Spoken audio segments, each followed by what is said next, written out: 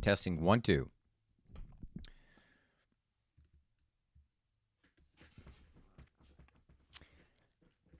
All right, good morning. So, this one today is a little bit of a travel story. It's about getting perspective, but also realizing that what you got might be what you want. So, without further ado, hi guys, my name is Donnie Rouse, and you are listening to the podcast One Life. New perspective. It's so easy to get in the trap of thinking that things are better in the outside world, that things are better somewhere else but other than where they are. You may have heard the quote that says, "The grass is the greener. The grass is greener where it's watered." How true is that of your own life? When you look at the things around you, when you look at your life situation, the things that may be pestering you, how much of it maybe is just a perspective?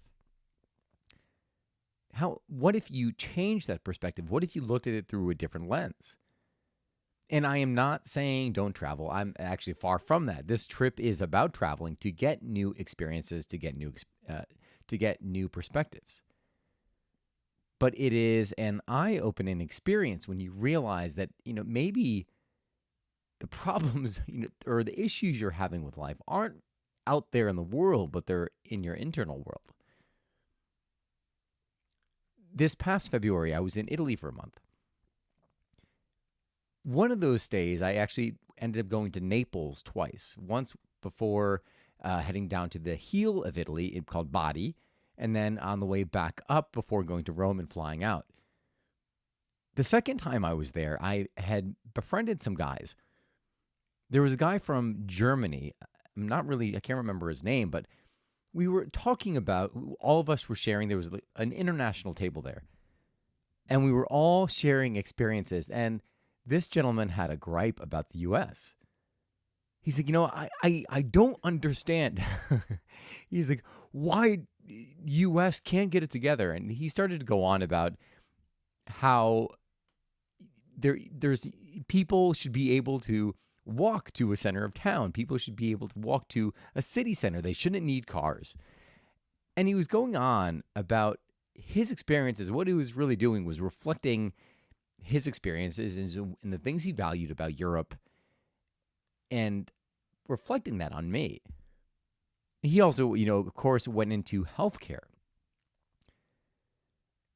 And listen to that, I was like, well, I guess those are all valid. I mean, listen, I love walking around and walking to the center of town, but that's just not how America is unless you live in a city that is set up for that with public transportation. And towards the end, the conversation really ended with me saying, listen, you're trying to change my mind, but by attacking me, you're not going to do anything. You're not going to be successful. And he thought about it. He's like, well, okay, I realize, yeah, things are different. It's a different culture. And he apologized afterward, but he was 21. I am assuming that he probably hasn't traveled that much. If he did, it was probably around like the countries literally bordering him. Yesterday, I was talking to my friend Ricky, and we were talking about European culture. She lives in Austria. And I was telling her about this experience I had with this German guy. And she gave me a different perspective. With the German guy, I hadn't really given much thought to it. I was just saying, you know what, this is just how America is. I mean, there's good and there's bad in everything. And she was telling me one of the things that she really appreciates about the United States is you have the freedom to do everything. And we were talking about a bunch of different countries, not just, Europe and the United States. We're talking about, Dubai, Morocco. I mean, we were literally going around the world, and just the things you have to know before going in there in terms of the culture and the role of women, because women don't get the same treatment in every country. So she's going on to say, one of the things I loved about the United States is you have the freedom to do whatever you want, dress however you want. She's like, it's not like that in other parts of the world. And then she wanted to say, one of the other things I really appreciated about the United States was the fact that you can start your own business and you can create your own way. And she was comparing the socialism versus capitalism. And she was saying in socialism, she said, well, we we are just comfortable knowing that everything's taken care of. We have to, we pay into it, but it's probably very similar to what you guys pay, right? Like you may not have to pay in the social benefits, but when you look at what you're paying, you have to invest in your, in your retirement. What you're paying for insurance, it ends up kind of probably being the same, right? But we don't really look at that. And then we went on talking about retirement. She's like, well, things are changing. And she's like, I get nervous that maybe when I retire, things aren't going to be there. Like, what if they're not there? And I guess it's a problem in Europe as it is in the United States for Social Security. And she talked about running your own business. She said, well, it's not in the mindset of Austrians and probably Europe as a whole to start your own business, to have an entrepreneurship and create something. Because she said in Austria, if you start a business and you fail, it's kind of like, well, you gave it your shot, go work for a company. There is no, like in America, the mentality, and this is what I preach to the German guys. Like, I love the fact that anything is possible. If you're willing to put in the work, anything is possible. It's the American dream. And she was saying how that just doesn't exist there because people are so afraid. They're so dependent on the government that they're afraid to step out. They're afraid to try something different because what if, there's uncertainty there. I had done an episode in the past where I had mentioned the German guy I had met while I was in Catania. He worked for the government as a sanitation worker. He wanted to go to Thailand. He had a Thai girlfriend. I don't even know how they were making it work out. I think she traveled to Germany every once in a while or somewhere in Europe, and they would meet in Europe. And he was saying how he wanted so bad to leave Germany and try something new, but he couldn't because he didn't, the uncertainty. He's like, how can I give up my free healthcare? And it was funny because the things that were holding him back, I mean, you can get healthcare in other places. It's probably cheaper there. I mean, it might not be up to the standard, but he was a young, healthy guy.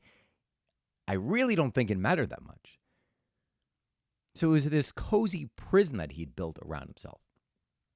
And I say that lightly in the sense that we all do that, right? We all build like this cage around ourselves because it's comfortable. We get in the habit and the routine of doing things.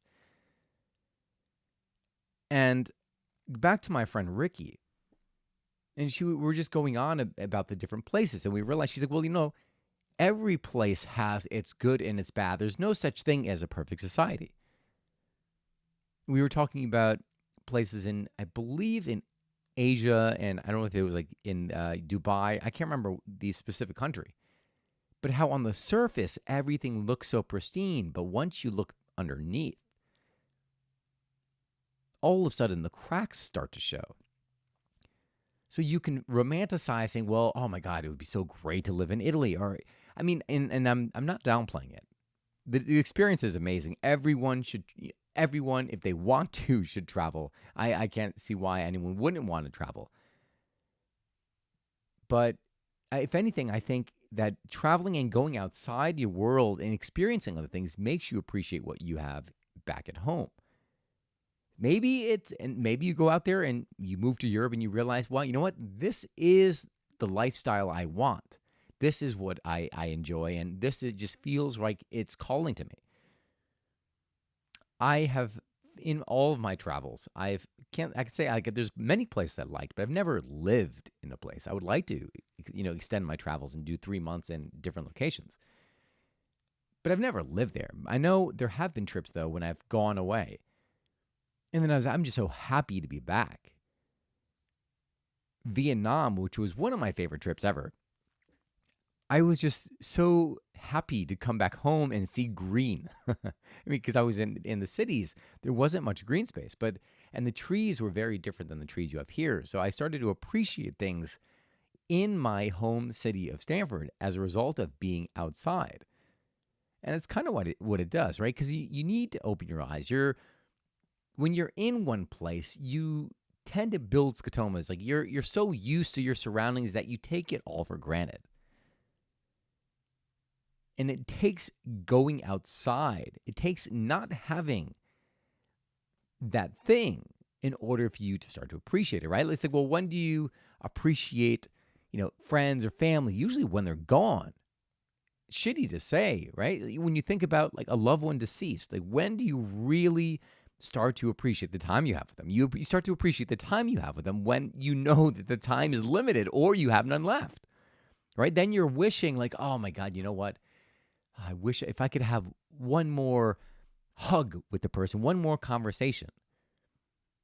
If you're lucky, and I say lucky because when someone knows that someone's going to pass, then all of a sudden things you're brought to the reality that things aren't forever, and all of a sudden you start to appreciate that. So how do you? I guess in closing, I want you to go out there and explore the world.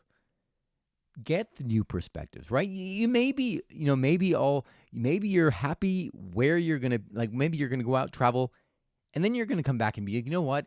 Yeah, I really didn't like that place. I really like it right here in Stamford, Connecticut. Maybe that is the perspective that you'll bring back.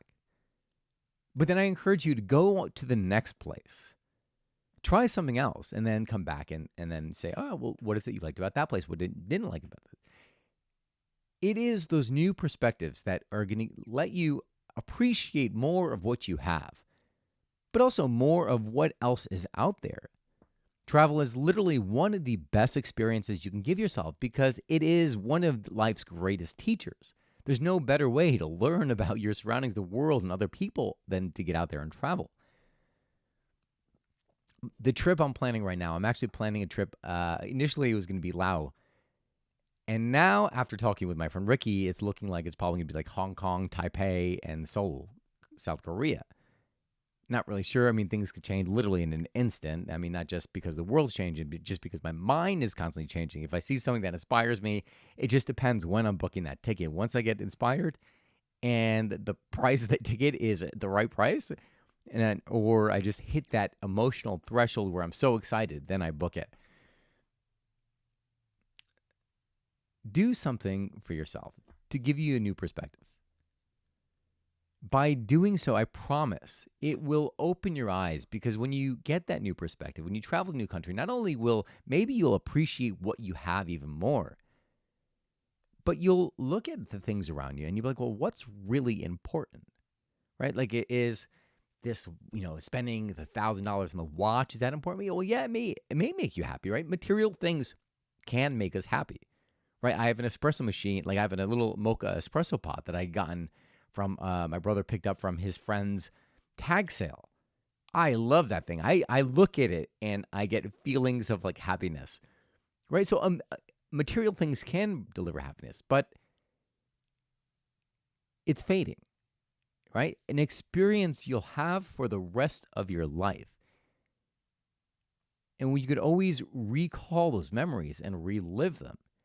And when you're feeling down, it brings you joy. Like I know for me, when I look at those experiences, it picks me up. I don't do it enough because I'm always thinking about, I got to go to the next place, Sometimes I travel and I travel so much that I don't even remember the trip I was on. Get out there. It's a big, giant, beautiful world. Really, it's not that big. It's actually a pretty small world. You need to go explore it. And I'm not going to say, yes, you need to go explore it because it'll change your life. Here, I'm all about you having the most passionate expression of your life. And I firmly believe that one of the ways in order to do that is not only to follow your heart, follow your passions, do work you love, but to get out in the world and experience a world and the beautiful, amazing people that are living in it. That is all I've got for you guys. That's my rant for today. So I hope in some way that inspired you to maybe just say, you know what? Yeah, I will take that trip. And, rather than shit all over my home country, maybe I'll start to look at like the good things about it and realize that it's not so much that it's good or bad. It's just that it's different. And no matter where I go, there's going to be the same contrast. There's going to be good parts and there's going to be bad parts. So rather than project on what's good or what's bad, just enjoy what you have, but still go out and see the world. Guys, thank you so much for tuning in. I hope you enjoyed this post. Anytime I talk about travel, it does light me up because it's one of my favorite things in the world to do. And so I just hope that it inspires you to get out there and see the world. If you enjoyed this post, please hit that subscribe button. If you'd like to ask a comment, if you'd like to ask a question and comment, you can do so by visiting my website at www.donnyraus.com. Again, DonnyRaus.com. Remember, you guys, you get one life. Live it. God bless, and I will see you again soon.